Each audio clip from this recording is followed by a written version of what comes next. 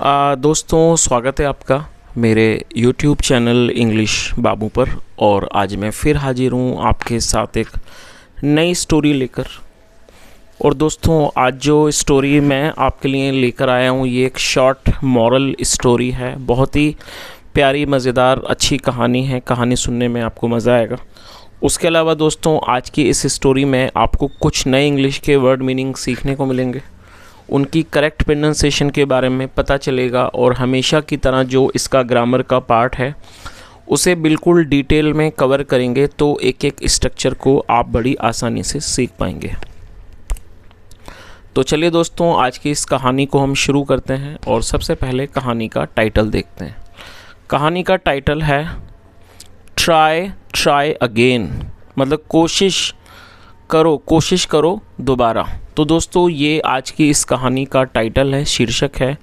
और अब मैं इसे पढ़ना शुरू करता हूँ। आप लोगों से रिक्वेस्ट है कि आप कहानी को बिल्कुल ध्यान से सुने। और यदि आज की कहानी में आपको कोई भी नया शब्द या फिर नया स्ट्रक्चर मिले तो आप उसको नोट करें। और यदि कहानी पसंद आए तो लाइक भी ज़रूर करें। तो चलिए इसको शुरू करते हैं। Once two mice were playing, क्या मतलब हुआ? Once two mice were playing. दोस्तों, ये जो वाक्य है ये एक पास्ट कॉन्टिन्यूअस का सेंटेंस है। पास्ट कॉन्टिन्यूअस मतलब ऐसे वाक्य जहां वाक्यों की टेल पर रहा था, रही थी जैसे शब्द आते हैं। ऐसे वाक्यों में वॉज या फिर वर्ब का इस्तेमाल हेल्पिंग वर्ब के रूप में किया जाता है। साथ में वर्ब की फोर्थ फॉर्म लगाई जाती है। दोस्तों, माउस का मतलब होता है चूहा, और जो चूहे का प्लूरल है, प्लूरल नाउन, वो माइस से आप इसे नोट कर लीजिए। और दोस्तों, वर्ब का प्रयोग यहाँ पर इसलिए किया गया है क्योंकि जब सब्जेक्ट प्लूरल नाउन होगा तब हमें वर्ब का यूज़ करना होगा। तो क्या अर्थ हुआ? वंस, एक बार, टू माइस, दो चूहे, वर प्लेइंग, खेल रहे थे, they were running after each other. और दोस्तों, ये जो वाक्य है ये भी एक पास्ट कॉन्टिन्यूअस का वाक्य है जहाँ पर वर का इस्तेमाल हेल्पिंग वर्ब के रूप में किया गया है।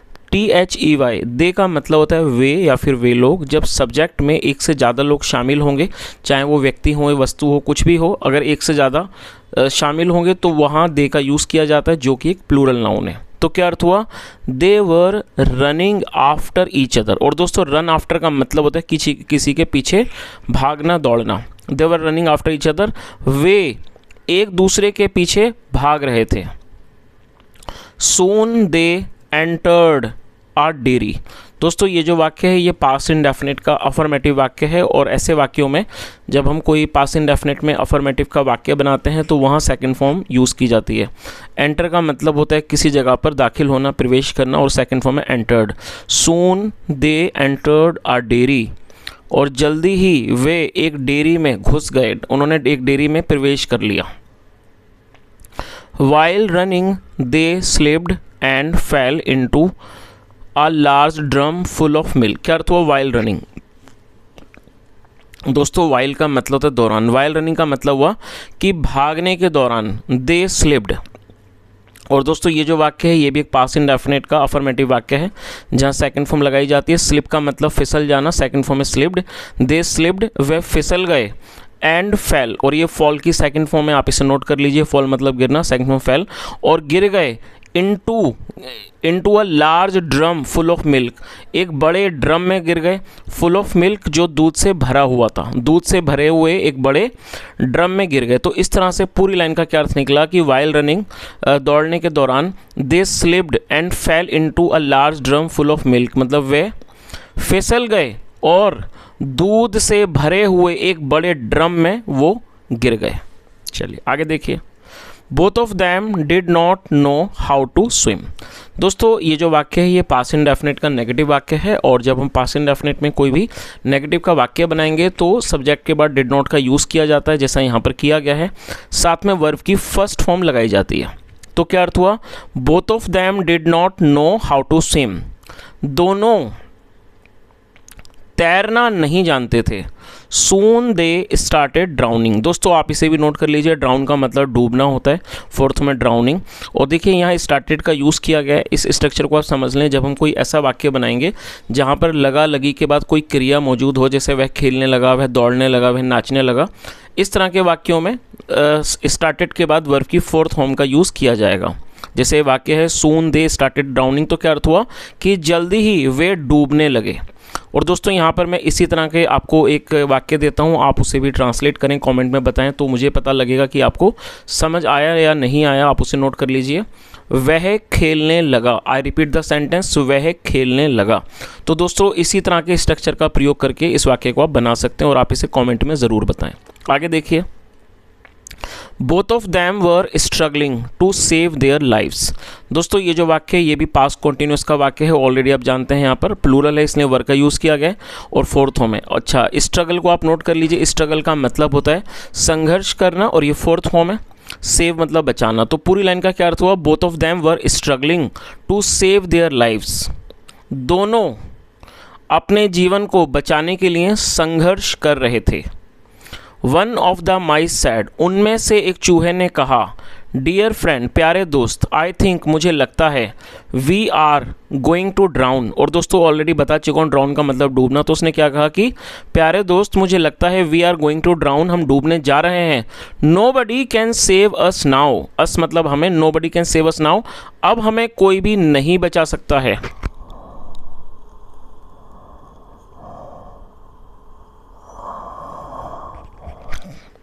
द अदर माउस सैड, दूसरे चूहे ने कहा, we should not lose heart. दोस्तों इस वाक्य में देखिए शुड का यूज़ किया गया है और शुड के यूज़ जब किया जाएगा जब हम किसी वाक्य में किसी भी तरह को सलाह को दर्शाते हैं। जैसे आप कोई वाक्य बनाएं जहां पर आप किसी व्यक्ति को कोई सलाह दें, कोई सुझाव दें, तो ऐसे वाक्यों में शुड का इस्तेमाल हेल्पिंग वर्ब के रूप में करते हैं। साथ में वर्ब की फर्स्ट फॉर्म लगाई जाती है। लूज हार्ट का मतलब होता है हिम्मत हारना। तो यहाँ भी एक सलाह को दर्शाया गया है। चलिए इसका मतलब क्या हुआ देख लेते हैं। We the other mouse said, दूसरे चूहे ने कहा, we should not lose heart, हमें हिम्मत नहीं हारनी चाहिए। और आप जरूर इसे नोट कर लीजिए, लूज हार्ट का मतलब हिम्मत हारना। We should keep trying until we succeed. और दोस्तों देखिए जो भी वर्ड मीनिंग मैं आपको बताता हूँ आप उन्हें कृपया करके नोट जरूर करें, क्योंकि वर्ड मीनिंग भी आनी चाहिए इंग्लिश सीखने के लिए। आप इस वर्ड को नोट कर लीजिए। SUCCED, सक्सीड वर्ब है जिसका मतलब होता है सफल होना। अंटिल का मतलब जब तक नहीं। तो चलिए इस तरह से पूरी लाइन का क्या अर्थ निकला यहाँ से देख लेते हैं। द अदर माउस सेड, दूसरे चूहे ने कहा, we should not lose heart, हमें हिम्मत नहीं हारनी चाहिए। We should keep trying until we succeed, जब तक हम सफल नहीं हो जाते हैं हमें कोशिश करते रहना चाहिए। और दोस्तों देखिए यहाँ शुड के साथ फोर्थ फॉर्म है। तो ये जो स्ट्रक्चर है इसको आप समझ लीजिए जब हम कोई ऐसा वाक्य बनाएंगे जहाँ पर सलाह हो साथ में कंसिस्टेंसी हो। जैसे मान लीजिए मैं कुछ वाक्य बताता हूँ आपको, जैसे हमें दौड़ते रहना चाहिए, उसे खेलते रहना चाहिए, मतलब जहाँ पर आप सलाह दें और साथ में वहाँ कंसिस्टेंसी को भी दिखाएं। तो ऐसे वाक्यों में शुड के साथ कीप और वर्ब की फोर्थ फॉर्म का यूज़ किया जाएगा। तो आप इस चीज़ का मतलब समझ गए। वी शुड कीप ट्राइंग का मतलब हुआ हमें कोशिश करते रहना चाहिए। अंटिल वी सक्सीड, जब तक हम सफल ना हो। चलिए दोस्तों यहाँ मैं आपको एक दो वाक्य देता हूँ ट्रांसलेट करने के लिए, ताकि मुझे लगे कि आप ये चीज़ समझ पाएँ। आप एक दो वाक्य जो दो वाक्य उनको नोट कर लीजिए, आप इन्हें ट्रांसलेट करें, कमेंट में बताएं। आप उन्हें नोट करें। पहला वाक्य है हमें कोशिश करते रहना चाहिए। सॉरी ये तो सेम हो जाएगा, मैं दूसरा दे देता हूँ। उसे दौड़ते रहना चाहिए। आई रिपीट द सेंटेंस, उसे दौड़ते रहना चाहिए। अगला अब आप वाक्य नोट कर लीजिए। आपको मेहनत करते रहना चाहिए। आई रिपीट द सेंटेंस, आपको मेहनत करते रहना चाहिए। और दोस्तों मेहनत करने को वर्क हार्ड कहते हैं, ये वर्ब है और इसकी जो फोर्थ फॉर्म है वो है वर्किंग हार्ड। तो इस तरह से मैंने आपको दो वाक्य दिए, आप इन दोनों को भी ट्रांसलेट करें और कमेंट में बताएं। चलिए आगे देखिए। But the first mouse did not try and drowned. और दोस्तों ये भी पास्ट इंडेफिनिट का वाक्य है। जब पास्ट इंडेफिनिट का नेगेटिव जहाँ डिड नॉट के साथ फर्स्ट फॉर्म लगाई जाती है। और ड्राउन का ऑलरेडी मतलब बता चुका हूँ, डूबना, सेकंड फॉर्म ड्राउन। तो क्या अर्थ हुआ? But the first mouse did not try and drowned, लेकिन पहले वाले चूहे ने कोशिश नहीं की एंड ड्राउंड, और डूब गया।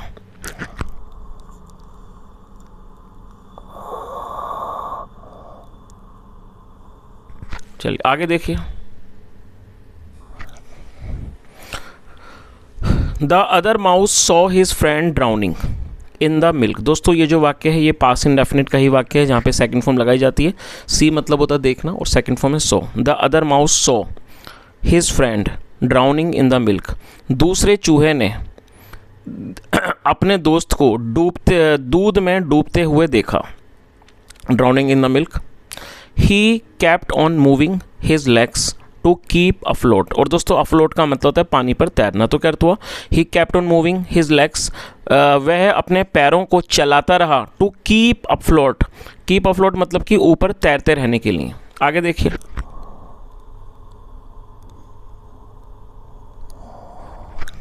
सून जल्दी ही, this had a churning effect. Churning का मतलब होता है दोस्तों मथना, जैसे दूध में से मक्खन वगैरह बनाने के लिए उसको मथा जाता है, उसको चर्निंग कहा जाता है। Soon this had a churning effect, और जल्दी ही this had a churning effect, एक चर्निंग इफेक्ट हुआ। And a thick layer of cream, और वो जो एक थिक मतलब जो मोटी जो परत थी क्रीम की, केम टू द सरफेस, वो सरफेस मतलब सतह, वो सतह पर आ गई। कम मतलब आना और सेकंड फॉर्म केम। तो इस तरह से पूरी लाइन का क्या अर्थ हुआ कि उस पर एक चर्निंग इफेक्ट हुआ और जल्दी ही एक जो मोटी क्रीम की जो परत थी वो सरफेस पर, मतलब कि जो सरफेस था सतह थी उस पर वो आ गई। विद ग्रेट एफर्ट, और काफ़ी प्रयास से, the mouse climbed up on the creamy layer, जो माउस था वो उस क्रीमी लेयर मतलब जो ये क्रीम वाली जो परत थी उस पर वो चढ़ गया। क्लाइम का मतलब चढ़ना और ये सेकंड फॉर्म है। And he then jumped out of the drum, और फिर उसने ड्रम से बाहर छलांग लगा दी।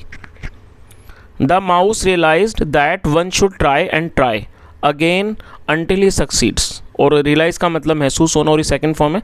द माउस रियलाइज, चूहे को एहसास हुआ, दैट वन शुड ट्राई कि कोशिश करना चाहिए, एंड ट्राई और दोबारा करनी चाहिए, अगेन अंटिल ही सक्सीड्स जब तक वह सफल ना हो जाए। चलिए, तो दोस्तों इस तरह से ये छोटी सी कहानी ख़त्म होती है, और मैं समझता हूँ ये जो कहानी है बहुत बड़ी सीख देती है। जैसा हमने यहाँ पर कहानी में देखा कि जिस चूहे ने प्रयास नहीं किया वो डूब गया, लेकिन जिस चूहे ने प्रयास करना जारी रखा वो अंत में सफल हुआ। So I guess that this story is something which is very motivating, which motivates us to learn something from this story, because sometime it happens in our life also.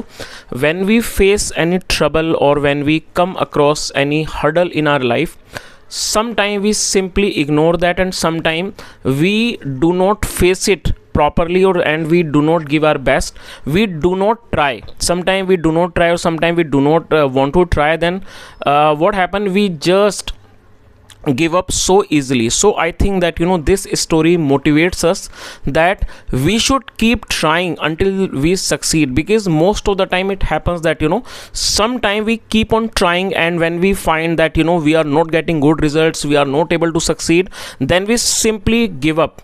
But sometime it might happen that that you have tried maybe multiple times, but one more time if you try, then you gonna be successful, you gonna succeed in that. But still that sometime we just give up, we think that maybe I can't do this, this is not my cup of tea, and we just give up. So I think that this story is something which is very motivating. We must learn that we should never give up.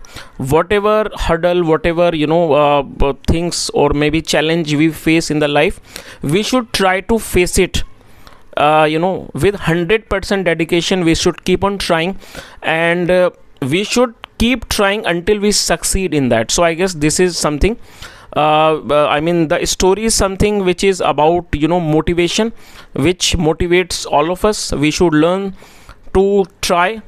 And apart from this, guys, if you really enjoyed this story, if you really enjoyed the session, and if you learned today, then it's my request, do like this video. And if you want to leave any feedback, or if you have any valuable suggestion, any valuable feedback for the channel, you are most welcome. You can leave your comment in the comment section.